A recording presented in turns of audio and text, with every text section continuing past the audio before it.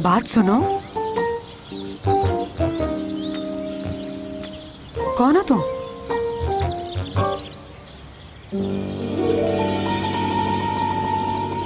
O hello,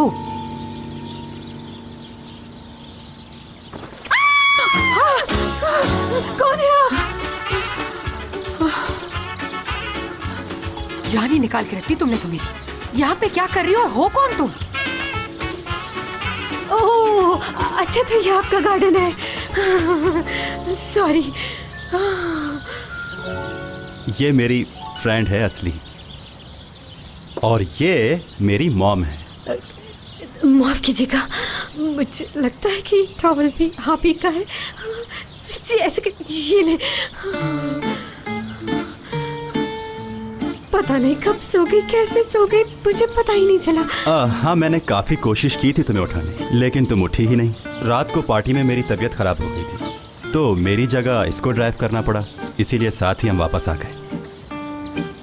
oh I am sorry बेटा।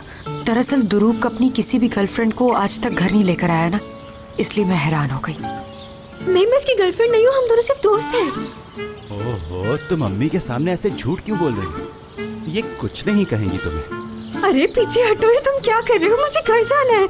अच्छा ठीक है ठीक है, असली हयात की फ्रेंड है, और अब हम दोनों लॉन्ग लाइफ फ्रेंड हैं।